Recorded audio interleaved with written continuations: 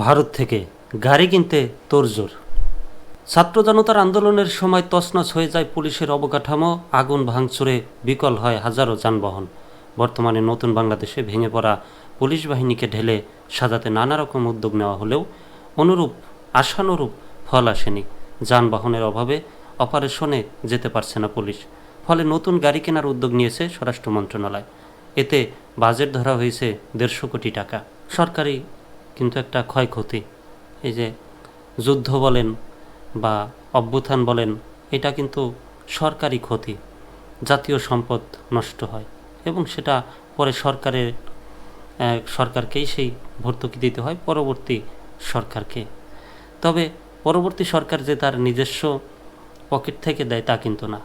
এটা ভ্যাট ট্যাক্সের ব্যাপার থাকে, সহযোগিতার ব্যাপার থাকে কিনা আমি বলতে পারি না, তবে ভ্যাট ট্যাক্সের ব্যাপার তো অবশ্যই থাকবে।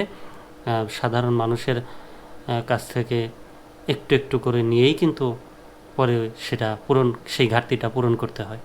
অভিযোগ রয়েছে পুলিশ সদর দপ্তরে একটি সিন্ডিকেট আছে, তারা ভারত থেকে গাড়ি কিনতে তোড়জোড় শুরু করেছে।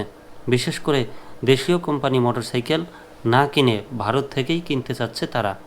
একটি সূত্র বলছে, আওয়ামী লীগ সরকারের আমলে দেশি যানবাহন ক্রয় করার নীতিগত সিদ্ধান্ত নেওয়া হয়েছিল, কিন্তু ওই সিন্ডিকেটের কারণে তার সম্ভব হয়ে ওঠেনি। এখনও সেই সিন্ডিকেট সক্রিয় রয়েছে। এদিকে পুলিশ সদর দপ্তরের প্রস্তাবিত দামি গাড়ি কেনা থেকে সরে আসার পরিকল্পনা নিয়েছে সংশ্লিষ্ট মন্ত্রণালয়। এই মুহূর্তে দামি যানবাহন ক্রয় করা যাবে না বলে সাফ জানিয়ে দেওয়া হয়েছে। যেসব যানবাহন কেনা জরুরি হয়ে পড়েছে শুধু সেগুলো কেনার অনুমতি দেওয়া হয়েছে। যানবাহন কিনতে 150 কোটি টাকার বাজেট ধরা হয়েছে। ইতিমধ্যে বাজেটের বিষয়টি প্রধান উপদেষ্টার দপ্তর থেকে অনুমতিও নেওয়া হয়েছে। আগামী 5-6 মাসের মধ্যে যানবাহন কেনা হবে। এমনকি পুলিশ সদর দপ্তরে ঘাপটি মেরে থাকা সিন্ডিকেট ভেঙে ফেলার নির্দেশ দেওয়া হয়েছে। আগে দেশে তৈরি জিনিসপত্রের দিকে নজর দিতেও বলা হয়েছে। নির্দেশনা পেয়ে পুলিশ সদর দপ্তর কাজ শুরু করেছে বলে জানা গেছে। পুলিশ সদর দপ্তর জানায়, ছাত্র জনতার আন্দোলনের সময় দুর্বৃত্তের হামলায় পুলিশের অবকাঠামো তছনছ করা হয়েছে। 607,13,18,975 টাকার বেশি সম্পদ ক্ষতিগ্রস্ত হয়েছে। ইতিমধ্যে এ সংক্রান্ত একটি প্রতিবেদন স্বরাষ্ট্র মন্ত্রণালয়ে পাঠানো হয়েছে। ক্ষতিগ্রস্ত যানবাহনের মধ্যে 271,67,37,000 টাকার বিভিন্ন ধরনের গাড়ি, 4,32,28,000 টাকার মোটরসাইকেল, 213,53,00,000 টাকার পুলিশি স্থাপনা, 12,78,90,000 টাকার টেলিযোগাযোগ সরঞ্জাম, 26,67,40,650 টাকার পোশাক সামগ্রী ও 78,67,40,650 টাকার অন্যান্য সরঞ্জাম ও যন্ত্রপাতি রয়েছে।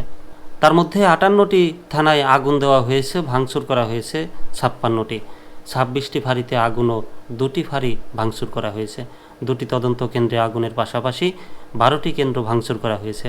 106টি পুলিশ বক্সে আগুন ও 30টিতে ভাঙচুর, 29টি অফিসে আগুন ও 28টিতে ভাঙচুর, 15টি পুলিশ লাইন্স ভাঙচুর করা হয়েছে।